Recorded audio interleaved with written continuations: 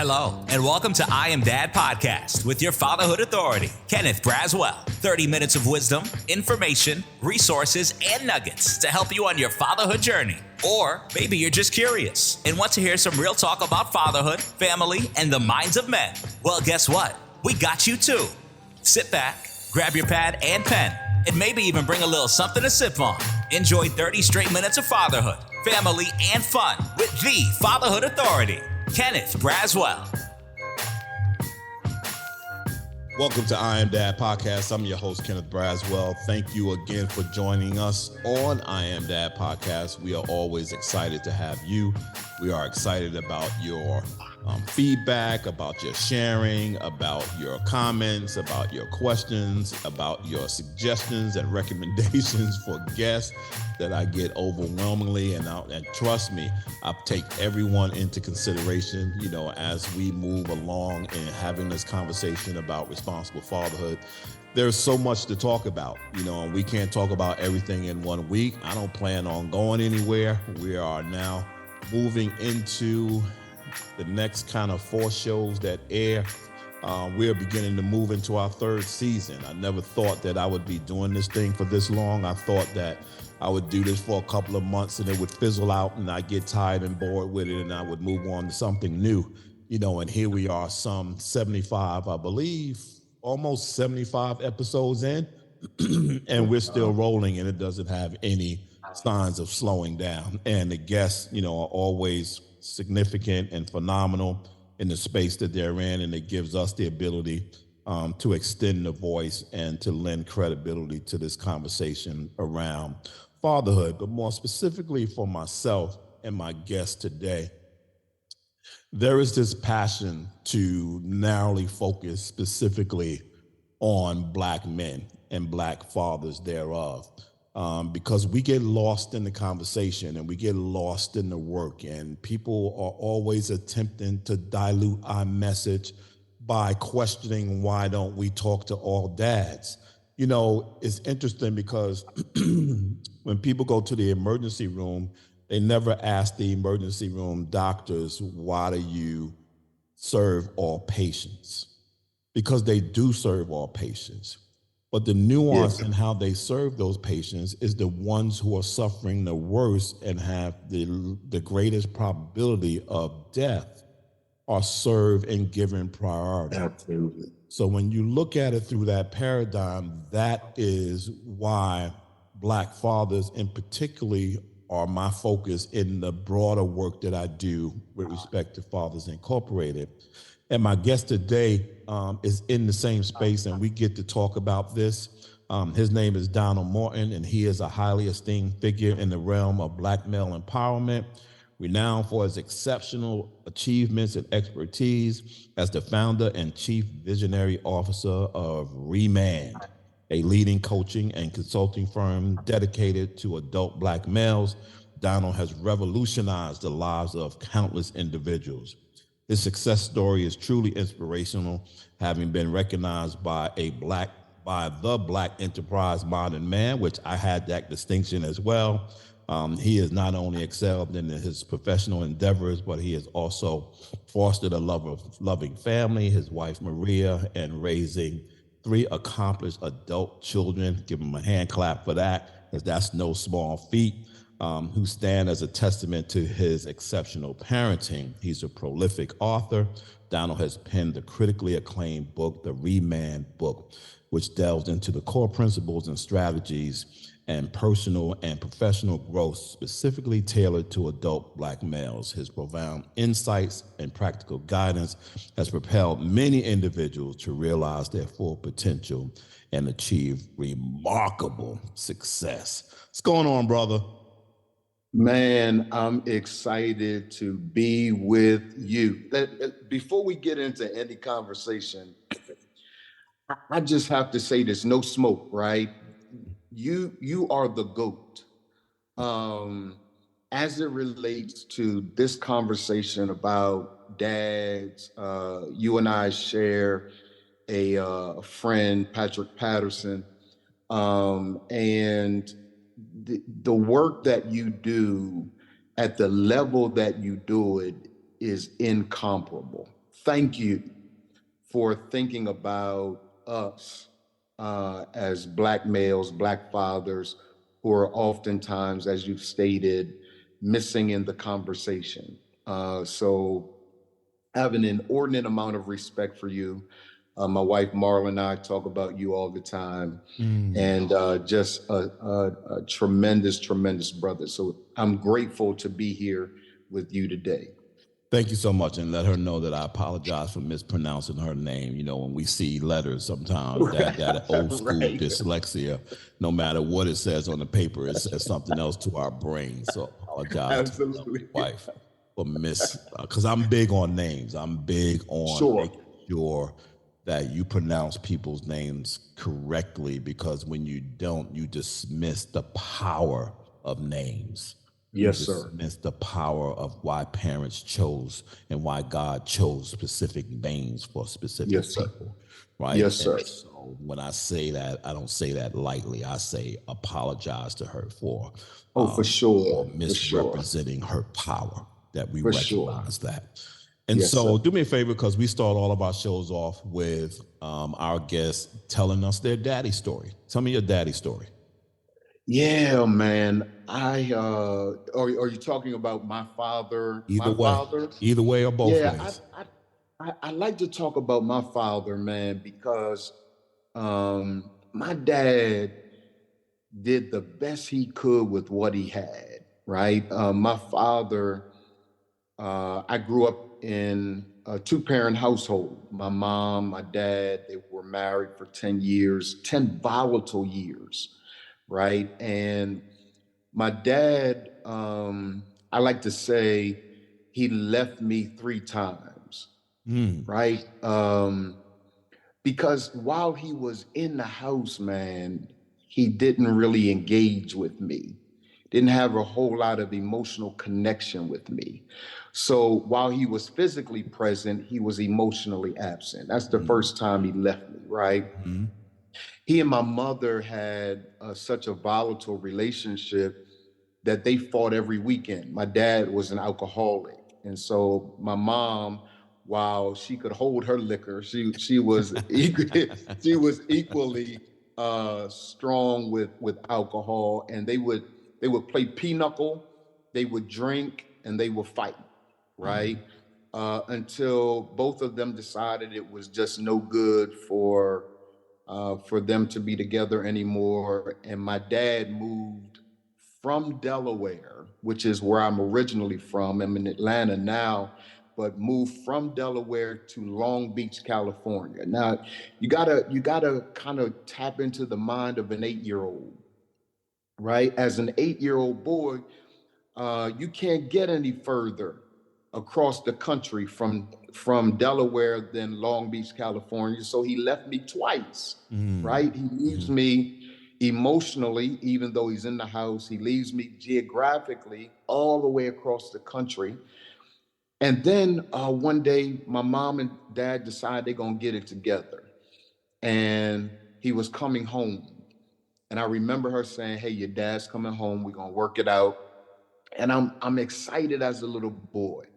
I come home one day from school. My mom promised me we were going to go to the movies, and so she says to me, "Hey, I need to talk to you."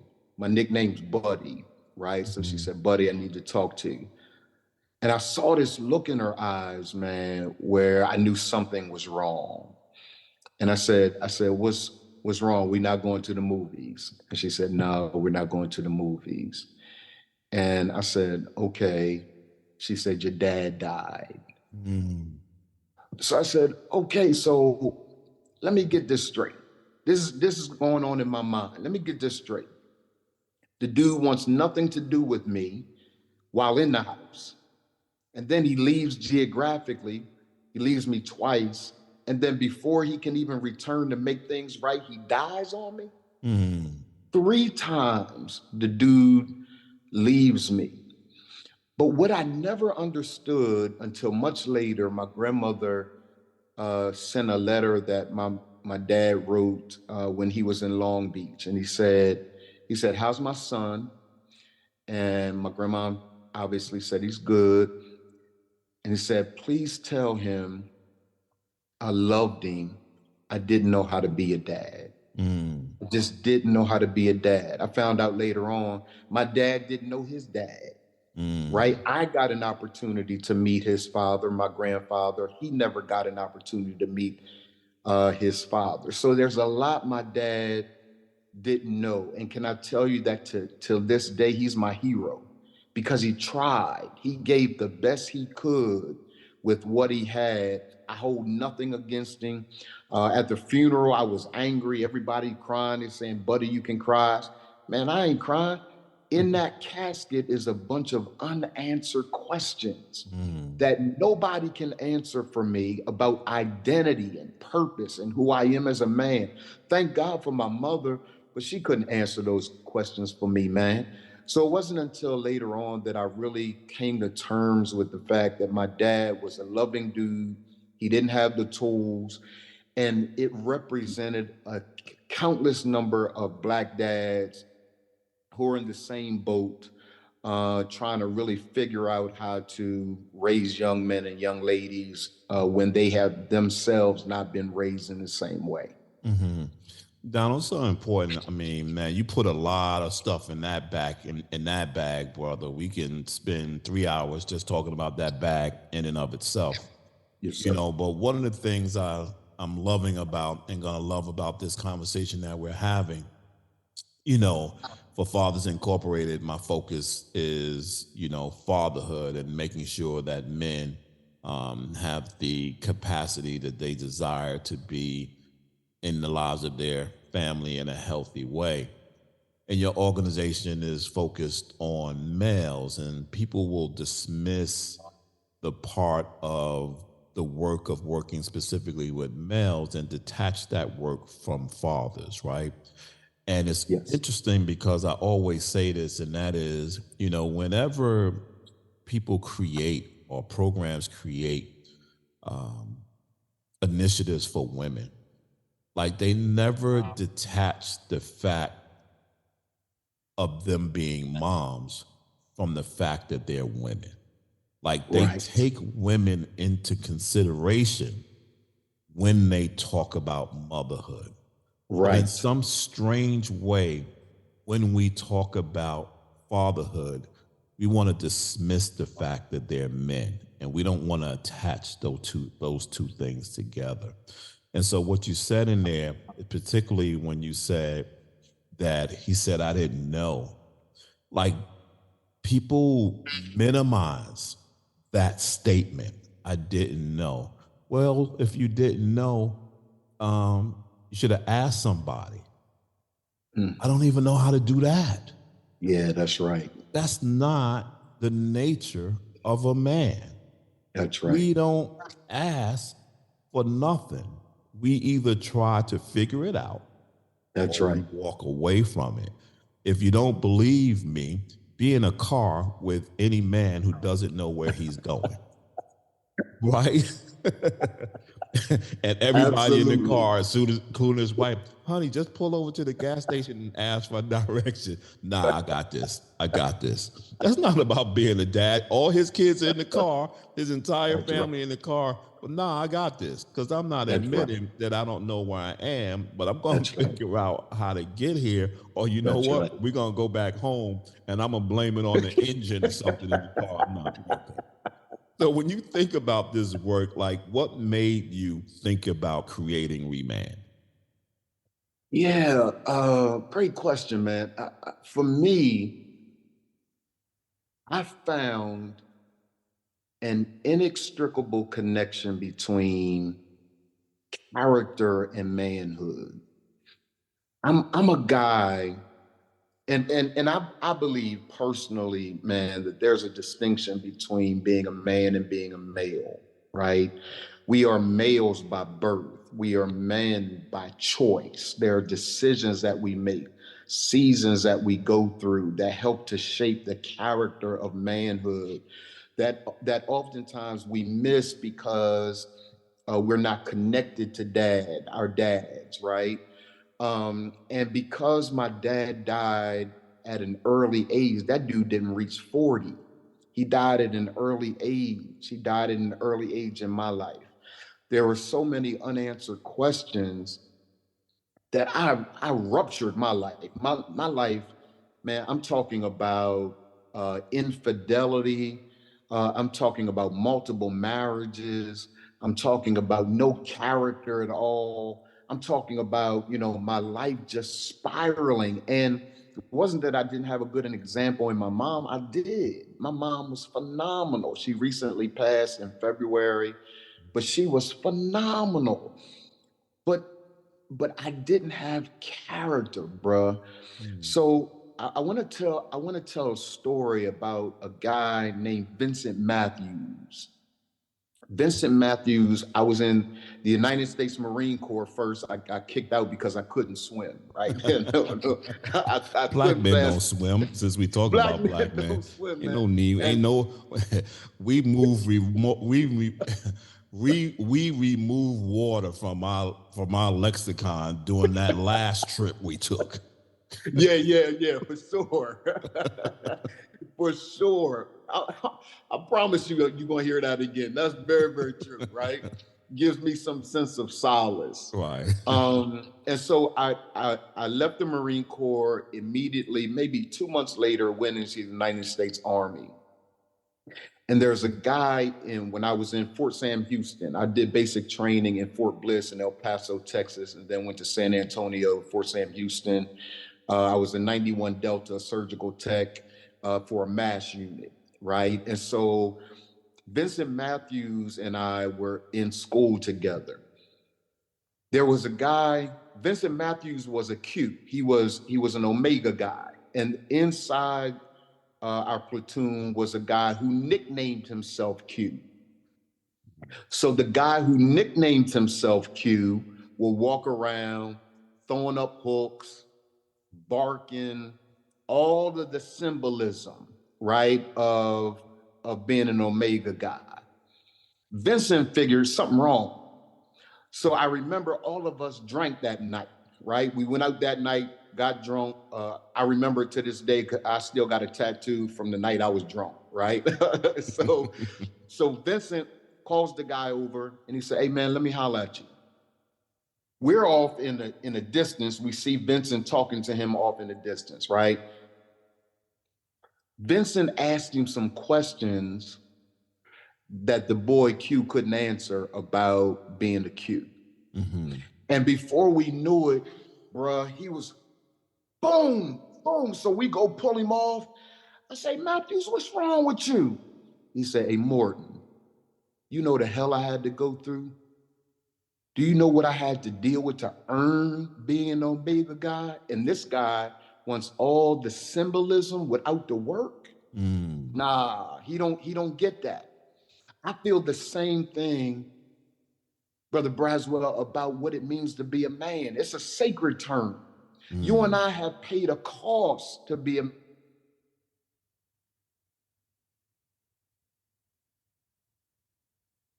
Yes, sir. Go for it. So he says, "Nah, Morton, do you know the hell I had to go through to be a Q? I don't get it. Nobody gets the right just to throw up hooks and get all the symbolism right and not go through the hell I went through in order to be recognized as a Q, as an Omega man." It's the same thing for me when it comes to manhood.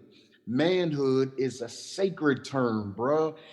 All the stuff you and I had to go through, raising kids, being there for our families, being a stand-up cat, right?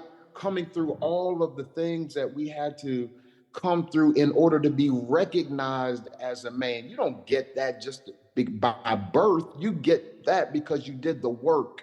So there are a lot of guys that I see who genuinely are good cats. They're good guys.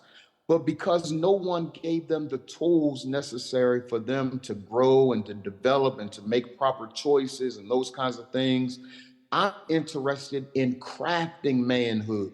I'm interested in inviting males to become men, right? And that's not to say that we're trying to put them down when they come when they come into Remand, we tell them on day one, are you willing to strip yourself of the title of a man and come in as a male until you earn that manhood title, right? This is a fraternity of manhood where we're willing to put in the work to earn it, to be respectable brothers.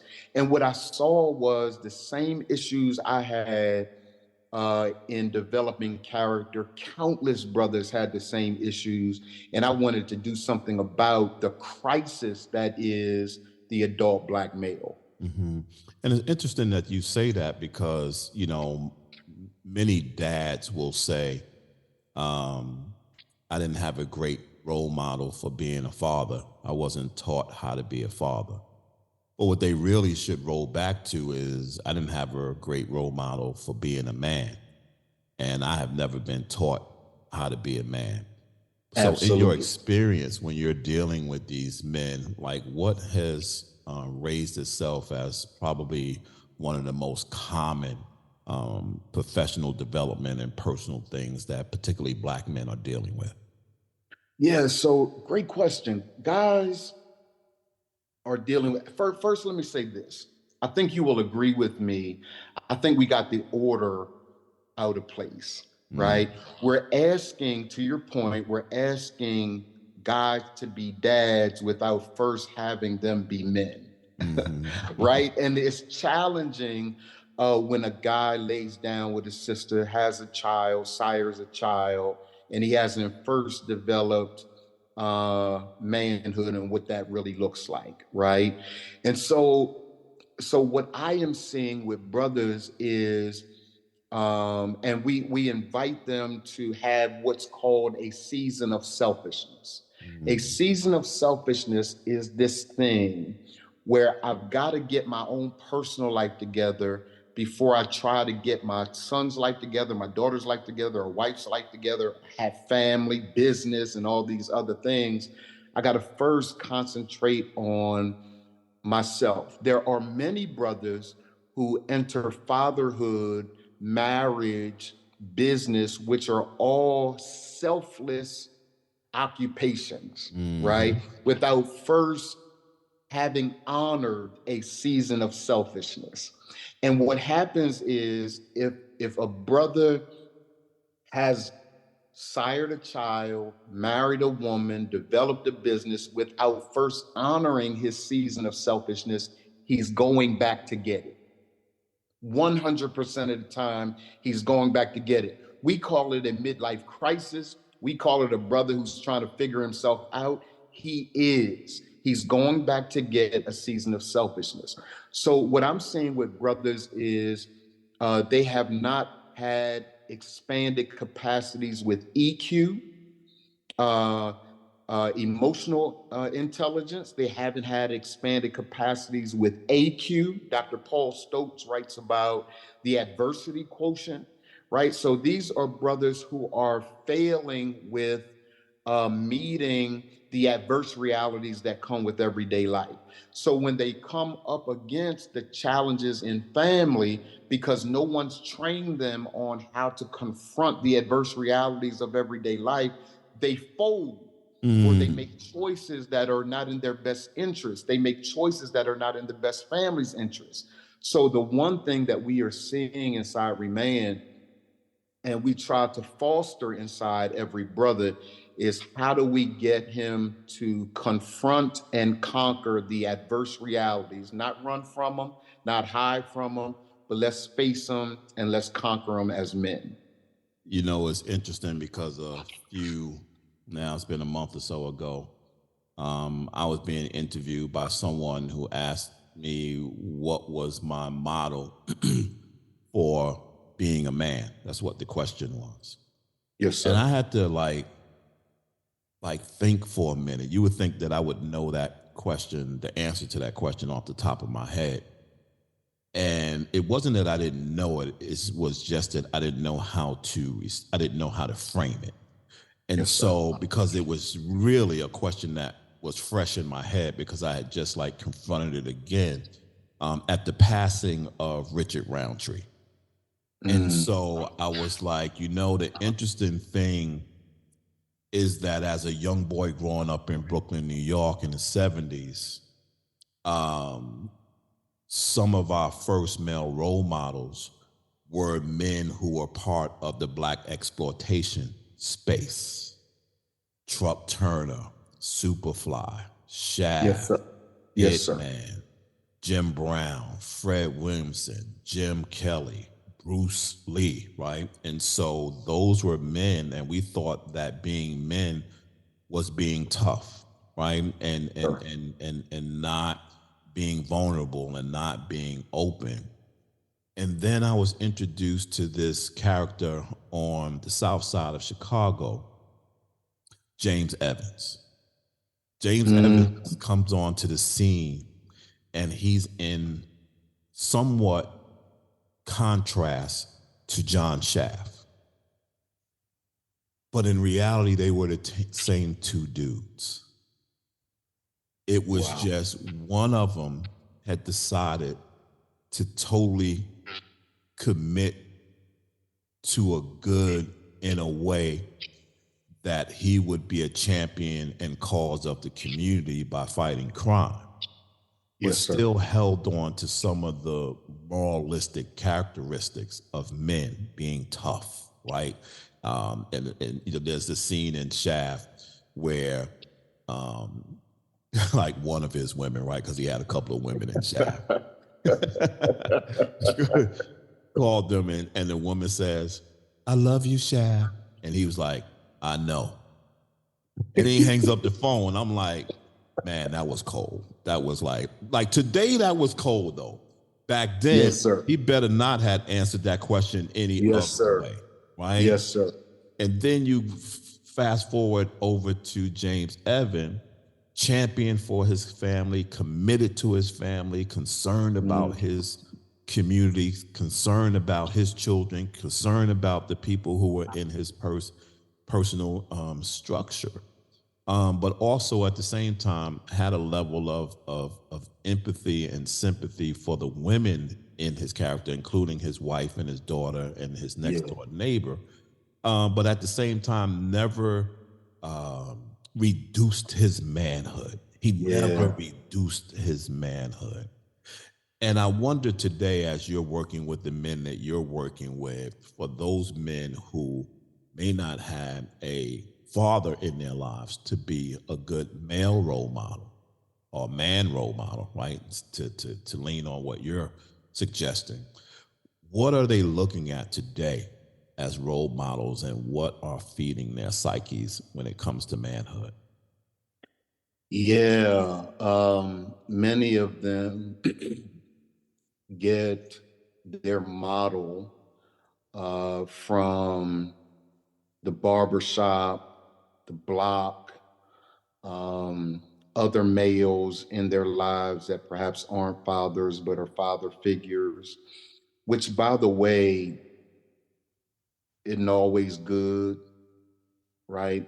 Because it is almost the blind leading the blind. You know, I'm getting my information from the barber shop, from the guy cutting my hair, whose dad wasn't in his life either. He's trying to figure it out. All of us are trying to figure it out. And so it's the value of the work that you do.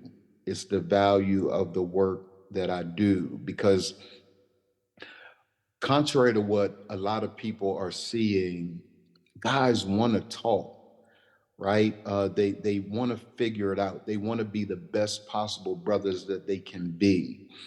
Um, but when you don't have a model that you trust is going to maintain a sense of integrity and honor and character, um, it becomes incredibly difficult. So when we see our cats on television, we see, you know, our artists on television, rap artists, and we said maybe that's manhood, because it used to be real clear. Man used to be really, really clear, right?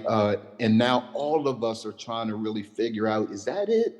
Or is that it? Is it a hybrid between the two? Like, and other than the whole character issue, I believe that manhood, again, is synonymous with character. Other than that, I think that there's some fluidity with it, right? And how we express masculinity and manhood. So brothers are getting it any way they possibly can. And I'm sure you're seeing it as I'm seeing it.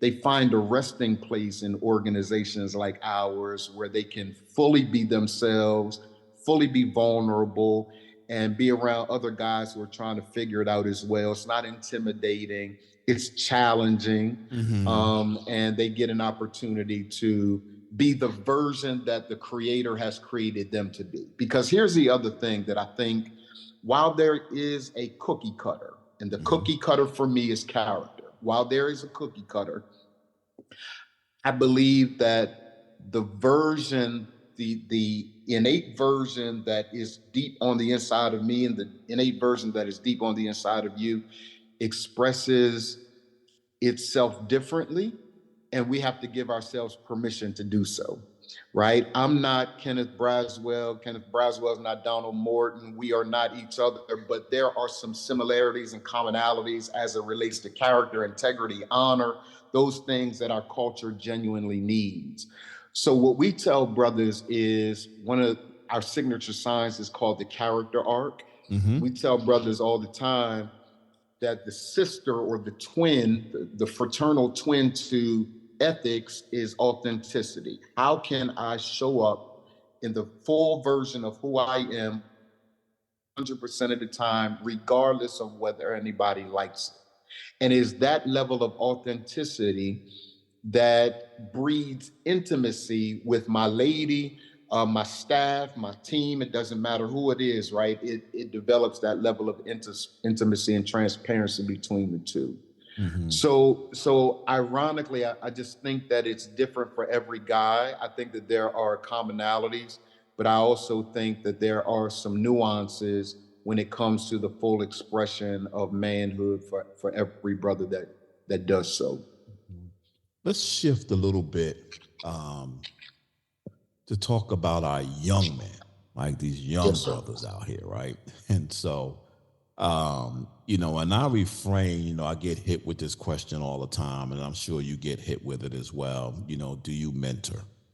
And I'll tell you my answer. I don't know what your answer is, but I'll tell you my answer when I'm posed with that question. And my answer is no, we don't do that.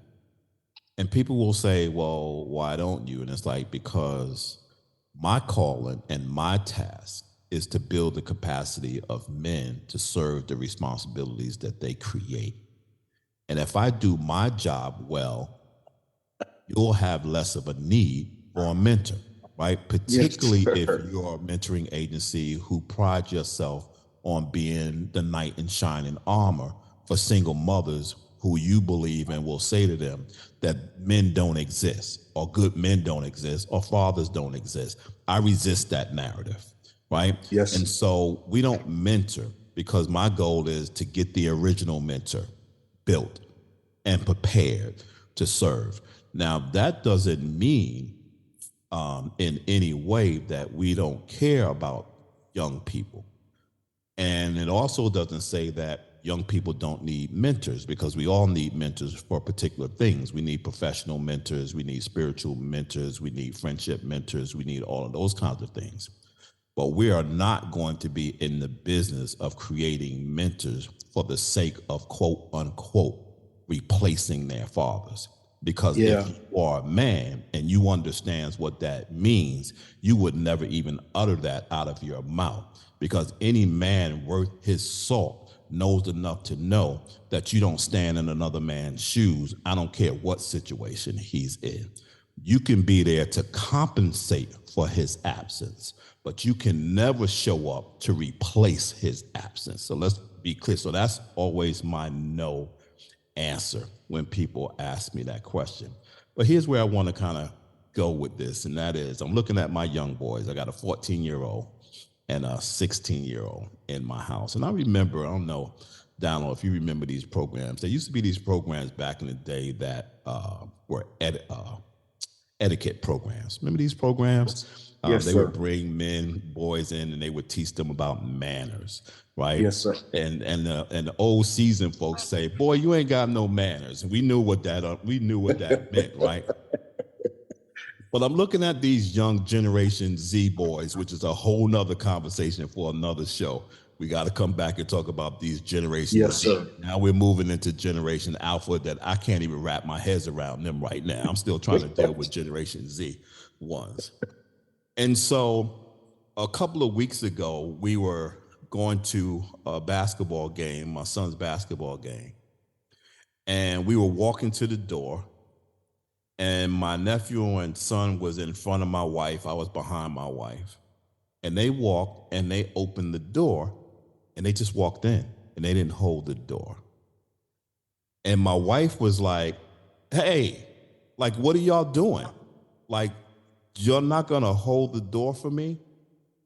And I had this conflicting thought in my head. The conflicting thought was, I hear you. You are their mom. For all that you do for them, they should be respectful enough to want to serve you as well.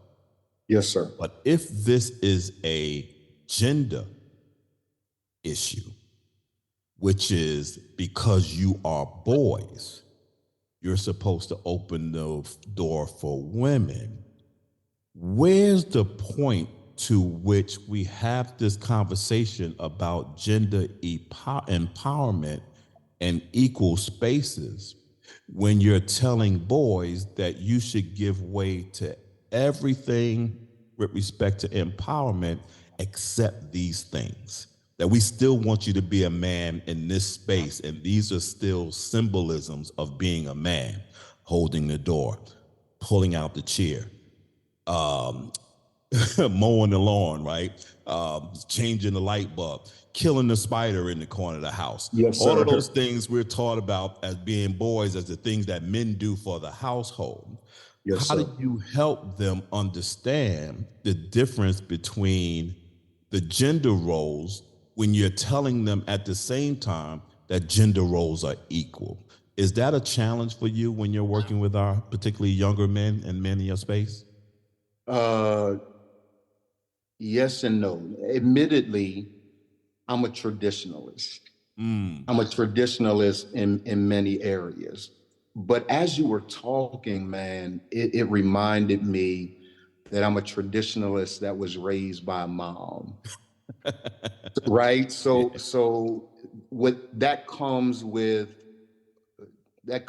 challenge, because I'm being raised through the lens of how to be appropriate with a woman.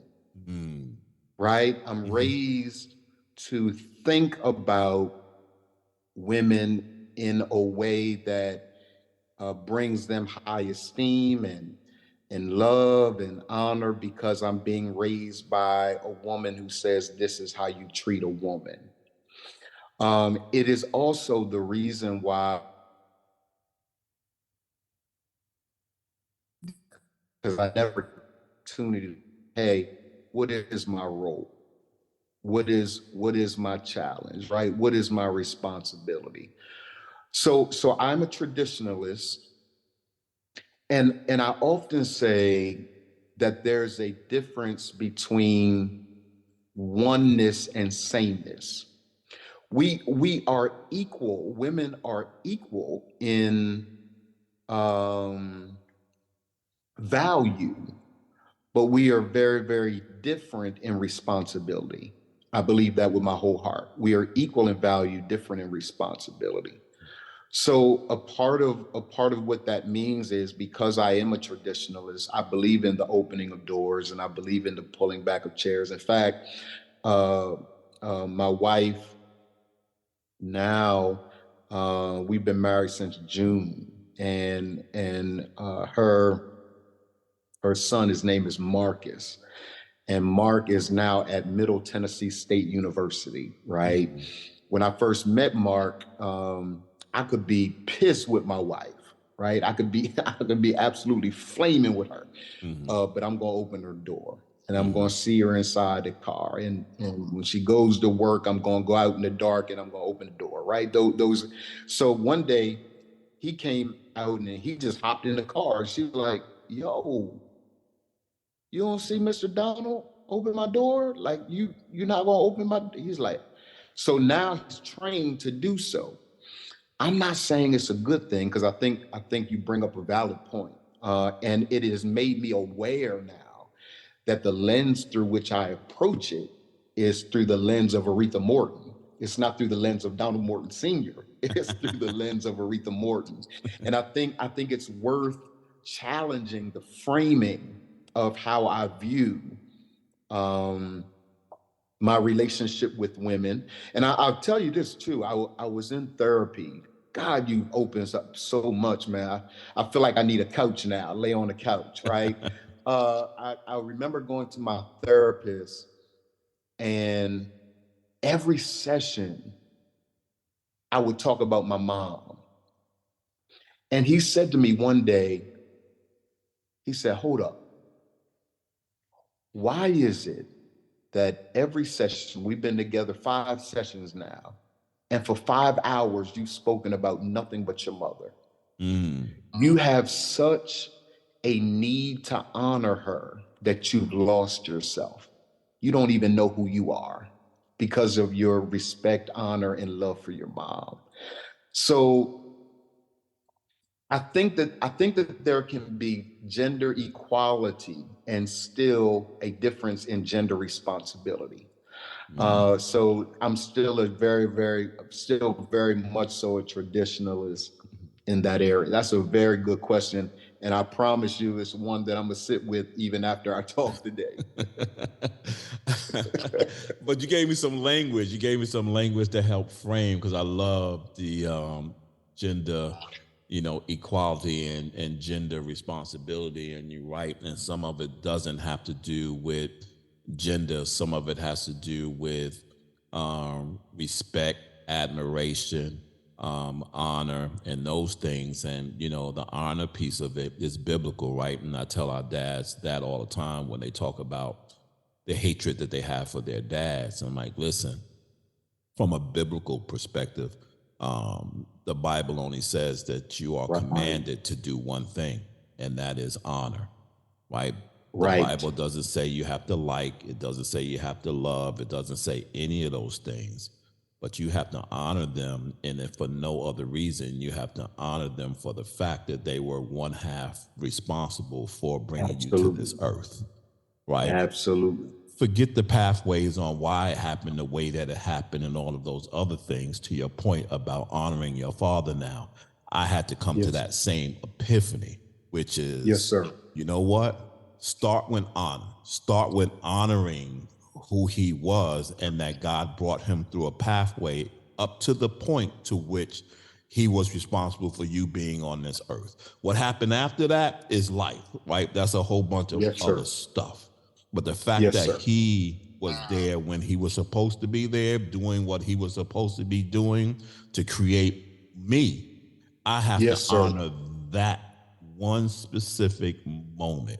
And if you can start there, then you can build from there. But if you're trying to build from any other part of the story, right, it makes it very difficult to build a emotional relationship with your father when there are things in life that make you feel emotionally different, right, throughout your life.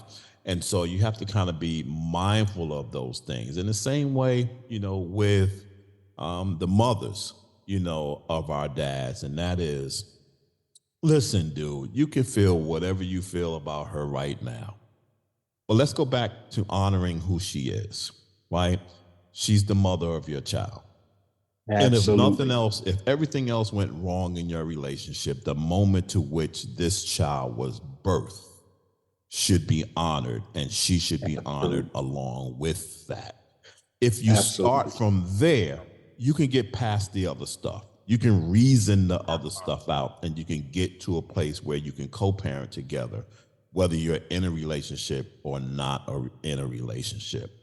And so what I want to talk to you about for a few minutes now is the nuance, right, in the work that you're doing. And so if you are hosting a workshop and you're talking about manhood, and in your class are, let's say, 4 people, a Black father, a white father, Latino father, and a Native American father. Are you saying Yes. anything different to the 4 of them? And if you are, what are you saying different?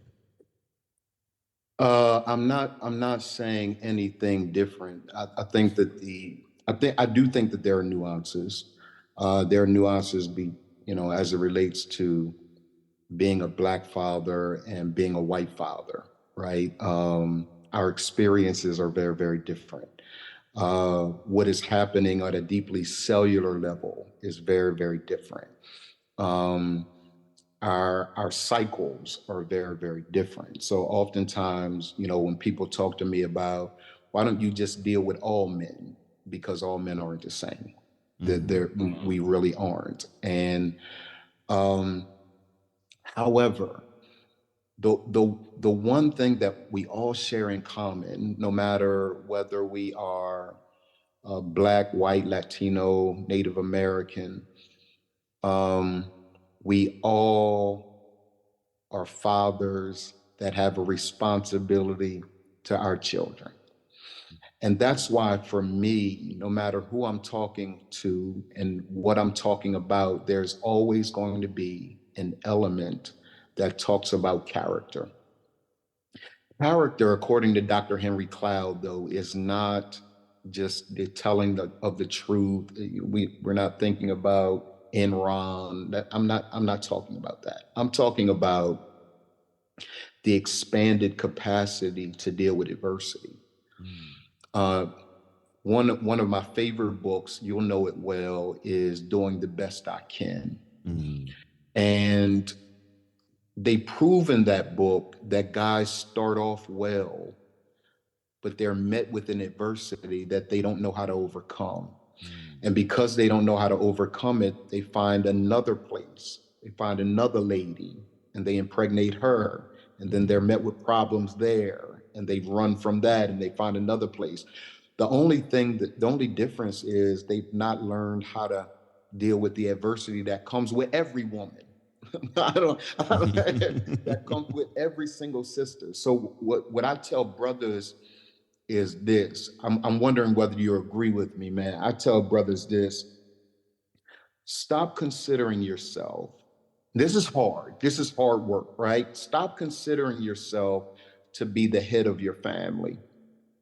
Consider yourself the foundation of your family, the thing structured and built to carry not just the weight of the house, but also the content of the house. Because the truth is that with every woman is going to come baggage, trauma, pain, hurt, all of those things that we cause, others have caused. And the moment you impregnate that young lady, you are now an intricate part of who that young lady is, will become, whether you want to be or not. The responsibility is now there. Here's the trip about foundations. Are the single most important part of the house and the nobody. Okay. Go for it. So the foundation of the house is the single most important part of the structure, and at the same time, the least celebrated part of the structure, right? There's nobody that comes to your house, man, and says, "Hey, Brother Kenneth, I love the foundation of this house." Nobody does that, right? Everybody can talk about the decor of your house, the beauty of your house, the architecture of your house. No one ever talks about the most important part of it. So if brothers ever got to the place, and this is where it's hard work, this is where you got to get your identity from God, and you can't get it from the woman that you're with, your children, your family, your friends. You can't get it from anybody but God. Because if you try to get it from anyone else and you rely on the affirmations of everyone else and not the one that created you, you're going to live your life in constant frustration. The truth is, the foundation when it is strong, it can bear the weight of all of the emotional volatility that comes with a new mom trying to figure it out and you trying to figure it out. You got to be man enough to carry all that on your shoulders and still know your family's going to be okay. That's hard work. That's hard work, right? That's the work of manhood that I think when we look at males today, I wonder whether you agree with me. When we look at men today, men are a mile wide and an inch deep. When I built my home years ago in Delaware, the most exciting part of it was when I saw them dig that hole and pour that concrete. The depth of that, depending on how high they wanted the structure to be, and not just the foundation wasn't just about whether or not it could carry the structure. They anticipated the baggage of the contents of the house. So when we go into relationships, Brother Kenneth, what if we started anticipating the baggage of the house? Not just the structure, not just the woman, but all that comes with her. Not just your children, but all that comes with them, all of the challenges that are coming with them.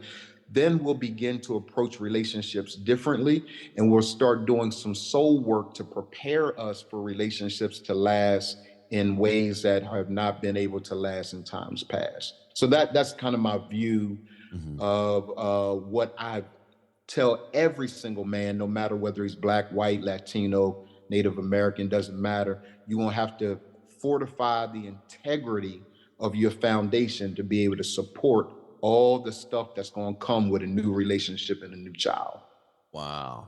So, man, I got so many other questions I want to ask you, but we're going to save some of it for another time because you just stimulated a whole nother frame of thought for me in terms of, you know, when it comes to the foundation, right? And so culturally, you know, and as it relates to wealth, right? Yes, sir. Like when we start a family, we always start with building the things that will sustain the current nature of our family. So we move into an apartment, we move into the smaller part of town because that's the only thing that our income can support at that time.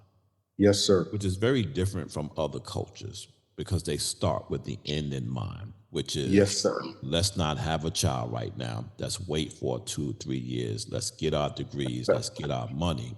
And let's buy a 5-bedroom house in the country with a big yard in a great neighborhood in a great school district. Because over the next 15 years, we're going to begin to have kids and we want the space to expand in, right? And that equity and that investment in wealth starts at that point. It doesn't start when you're income or wealth ready at 55 years old. And now none of your foundation is building, is strong enough to handle what you got. So that's a whole nother conversation, right? But that's what you hit in me when you were saying that. So you're going to be hearing me talk about that outside in my space, right? But let's talk about your book real quick. Talk about your book, why the book, what should people expect from the book? Yeah, we have a signature system, a signature science that we call the character arc. The character arc is an inner transformational system for adult Black males. And all of the principles of the character arc are laid out in the Remanned Book. Mastering Life, Leadership, and Legacy. I believe that a man can have it all. I don't think that I think we live in a society that often says that if you got a family, you can't do business well. If you got a business, you can't do family well. If you got a family, you got to forget about yourself. I think you can have it all. I think men can have a strong business acumen without losing their families. And I think that they can also have loving families without losing themselves. It is our attempt to say that reaching your full potential is finding yourself at the intersection of life, leadership, and legacy. that you can have your personal life together, your family life together, your business life together, and nothing miss a beat. Now, obviously, each of them take precedence at certain seasons of your life and times, right? But the truth is, you don't have to run your organization and lose your wife and kids. I've done that. I know what it is. I was a pastor for 25 years. So I know what it is to be so engulfed with building a church that I lost my first marriage. I lost her, right? Because it only mattered to me that I was a good pastor. It didn't matter to me that I be a good husband and a good father. So we come from the premise that we can have it all. If there is a book, and I say this seriously, if there is a book that every man should have in his library, it's the Remanned Book. It is the Bible for Black men. It is everything laid out as it relates to character development that a man will need in order to lay a strong foundation for him to lead his own life, lead his family, and lead his business. We're excited about what the Reman. It's funny because at the time of this recording, I look out every single day out my blinds to see if the mailman's coming because I'm waiting for the initial book, right? So that I and my staff can just kind of look at it, make sure everything's good, and then we can get it out to every person who has ordered the book. It's a great book because it talks about culture, it talks about connection, and it talks about the principles of responsibility and knowing where the boundary lines of our lives are. That there are things, yes, men are over responsible. Black men are over responsible. So we want to take on the responsibility of everyone, everything, beliefs, patterns, emotions. And my wife, I love my wife, but I can't take her emotions. Like that's hers. That's hers to be able to manage. So a lot of times when we talk about responsibility, we talk about what we're responsible for. We very rarely and seldom talk about what we're not responsible for. So my wife knows we call it the law of the fence in Reman. There on my side of the fence, I got to handle my responsibility. But on your side of the fence, that ain't mine. And that's some work that you got to do in order for us to have healthy relationship. And so the book just kind of draws on principles like that, where brothers get an opportunity to be really, really clear about who they are as men, the power of intimacy, the power of connection, vertical connection with our creator, horizontal connection with our crew.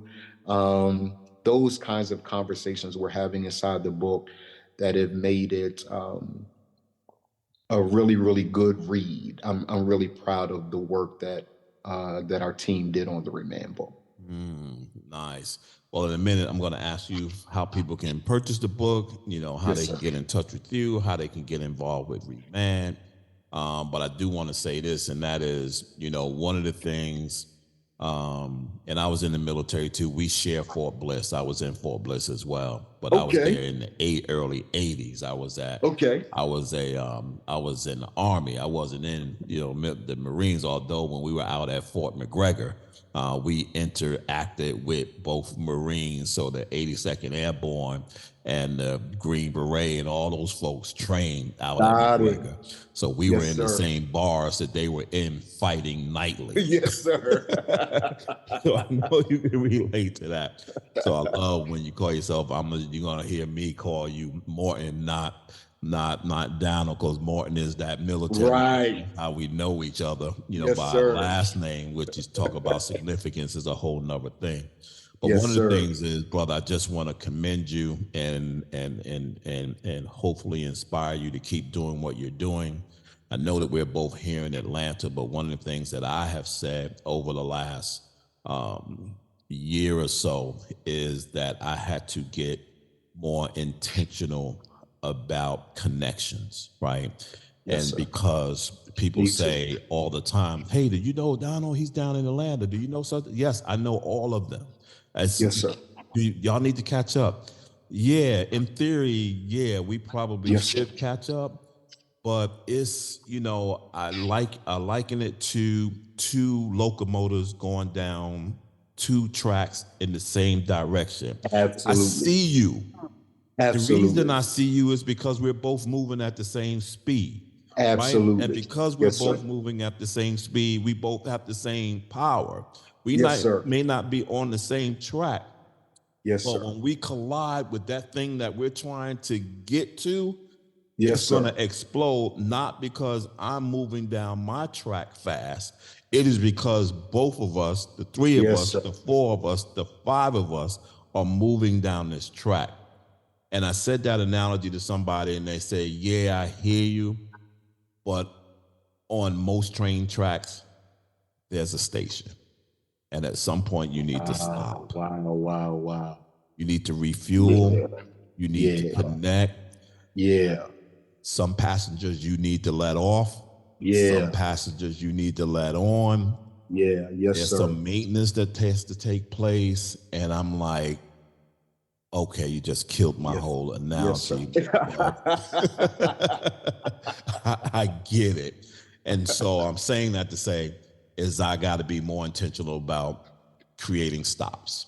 And so at some point, you and I have to stop, right? Yes, and get off and talk about our journeys, because our journeys are different, where we're trying to get to, so that I can always not just see you, but Yes, support you as well.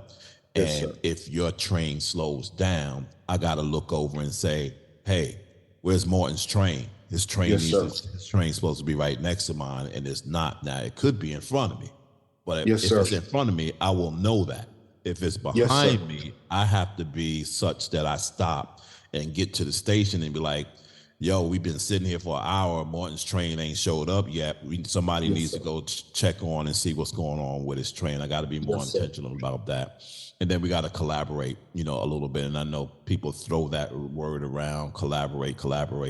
And me, in collaboration, I am very intentional, meaning that Yes, when sir. it happens, it's got to be win, right? For Yes, sir. everybody. It can't be just because you want to be connected with someone. It's got to Yes, be sir. because we have a singular purpose to get to Yes, sir. something.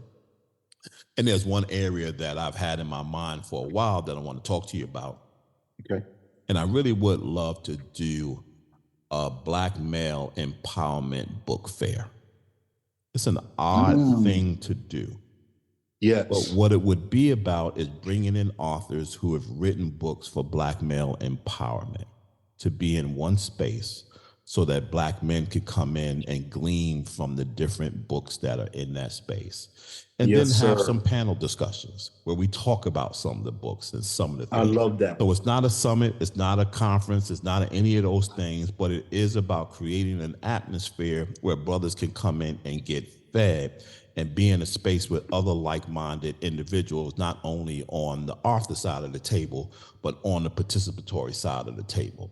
Man, it's just something I've always wanted to do. I don't know where I want to do it, how I want to do it, but we should sit down and talk about it, because once I get something in my head, I'm about trying to implement it and getting it done. Yes, sir. We chat about doing that. And so I would love that. yeah.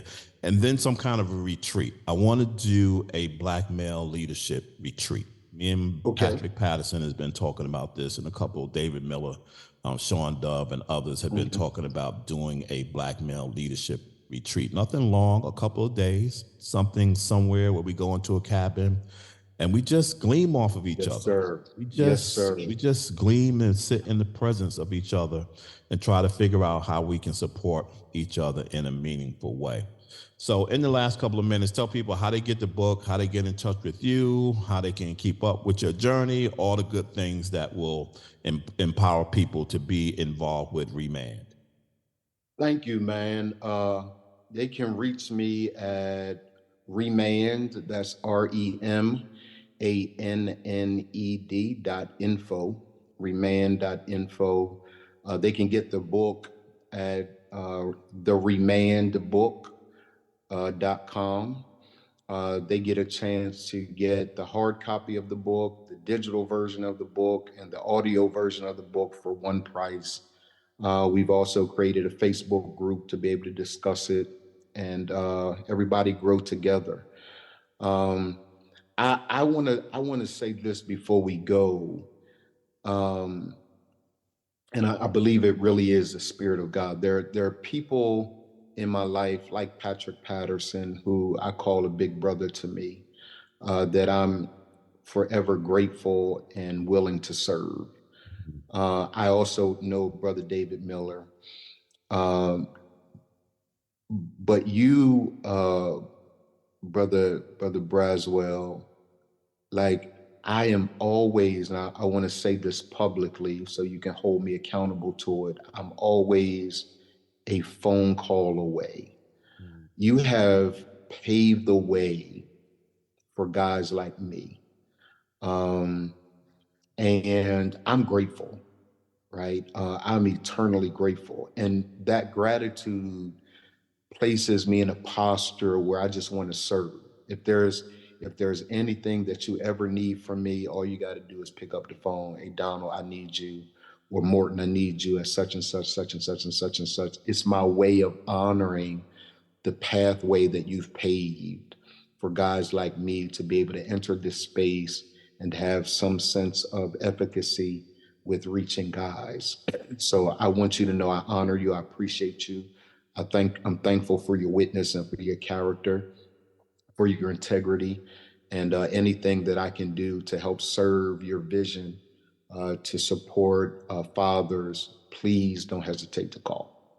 Thank you. I really, really appreciate that. I appreciate it because it's not often that you get that appreciation on the top side of the grass as opposed to the bottom side of the grass. Yes, sir. So yes, sir. I'm trying to get mine, while I can still read other people's appetites and not yes, sir. be able to read my own. Yes, so, sir. So thank you so much. And thank all of you for joining I Am Dad podcast. Again, I'm your host, Kenneth Braswell. My guest today, Donald Morton, who runs Reman. Make sure you check us out. You can get all of his information in the bio section of the podcast and in our bio link, and all of the links and connects to him. You can get through that. Until next Sunday, you know how I like to leave you. Always be kind to others as you're kind to yourself, or you might find yourself by yourself. Always shoot high for your goals, because even if you miss, you'll be amongst the stars. And as my good friend and mentor Art Mitchell and John Harris always said to me, it's nice to be important, but you know what? It's much more important to be nice. And so until next Sunday, peace out. Thank you so much for taking the time to spend with us. You've been listening to I Am Dad podcast.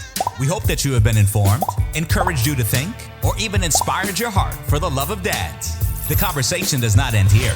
Come back and join us next week. Same time, same place. Or you can continue the dialogue on our I Am Dad Facebook page. We also invite you to listen to past episodes, learn more about us, and keep up with special activities by visiting IamDadPodcast.com. That's IamDadPodcast.com. Until next time, I leave you with this reminder of manhood from 1 Corinthians chapter 13, verse 11. When I was a child, I spoke as a child. I understood as a child. I thought as a child. But when I became a man, I put away childish things.